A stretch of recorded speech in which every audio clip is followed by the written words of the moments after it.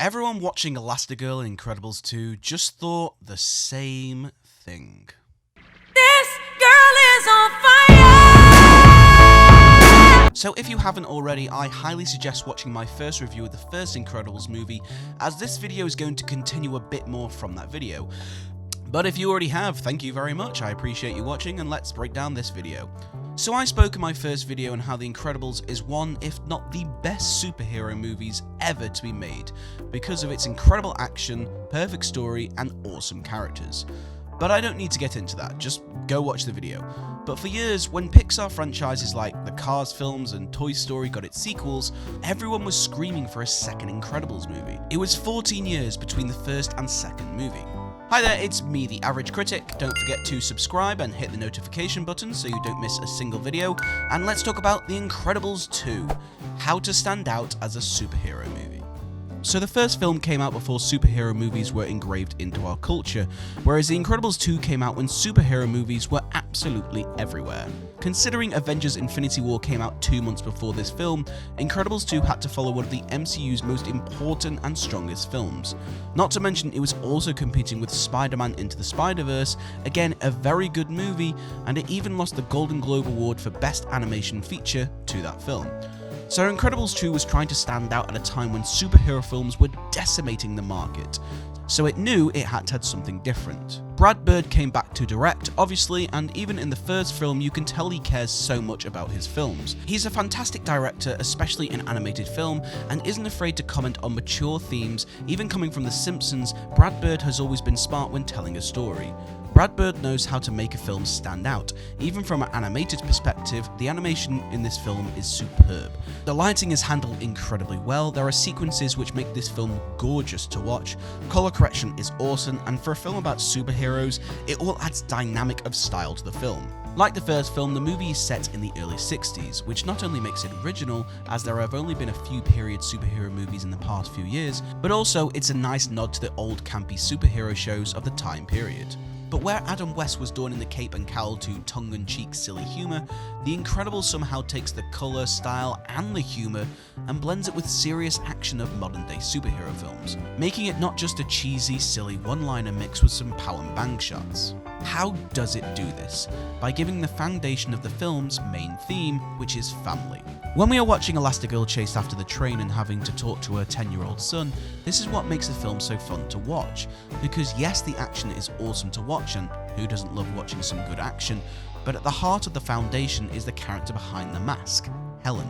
She is still a mother, she has a family, and will answer the phone to her children no matter what she is doing.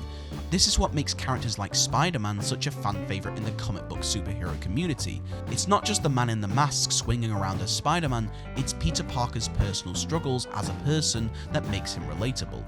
And yes, I'm showing you Tobey Maguire because he is still my favourite Spider-Man. So we've established what makes Incredibles 2 stand out. It has the cheese factor of tropes of the 60s, but still has that Pixar flair of having some groundwork of genuine characters with real life problems. Yes, our characters need to stop Screenslaver, but Bob has to look after his family, which is also a heroic job. Brad Bird pulls no punches in showing us that raising a family is a heroic job, and is just as important as being a superhero. There is also once again moments that make this film less appealing to children. A good portion of this film is about politics behind superheroes. I love the argument between Bob and Helen at the dinner table, making both such interesting points.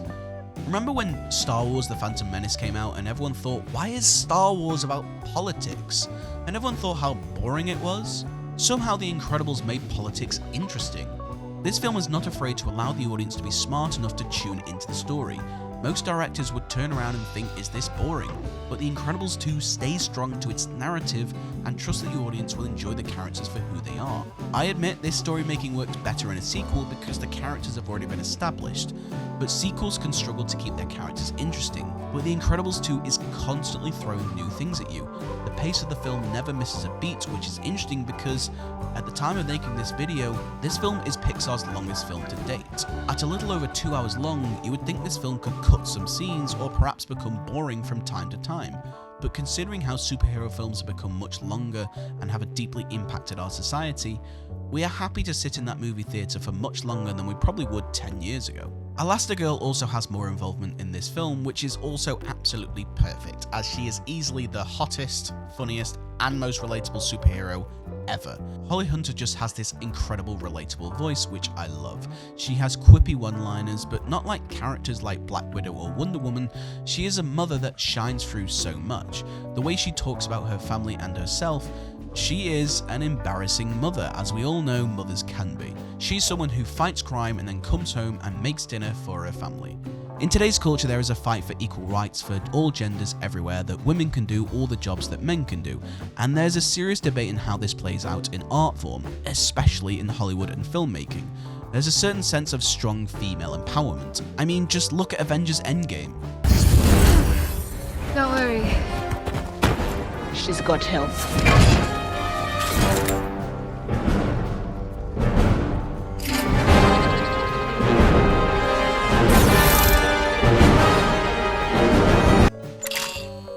I mean, yes, it's awesome, and of course, I'm all for equality in gender, and that moment is freaking awesome. But a lot of Hollywood films seem to think that if a woman's going to be badass, then she could never just be a stay-at-home mum one day and have a few attributes of the stereotypical woman. A huge example for me is the TV show Gotham, which is a show I really enjoyed, but I found lacked in strong female characters because it had to portray every female character being physically capable. Of course, being physically badass is awesome, but even characters like Tony Stark, who yes can take you on in a fight, never forgot that his intelligence is his greatest weapon. Being strong isn't always physical. This is what makes Elastigirl so much more fun to watch. She has weaknesses. She has to adapt in a superhero world where Mr. Incredible gets all the glory, and she uses her powers in a smart way to become more powerful. There are some great moments of Bob being jealous of Helen being picked over him. It's not afraid to show the daily struggles of a woman and a female superhero, at the same time showing Mr. Incredible's arguably slightly sexist reaction to her getting picked. Elastigirl reflects the best of both worlds, as sometimes we think female superheroes can sometimes only be one thing: perfection. But we know that's not true. There's nothing wrong or weak about a female superhero that goes out, catches the bad guys, and then comes home to put her kids to bed.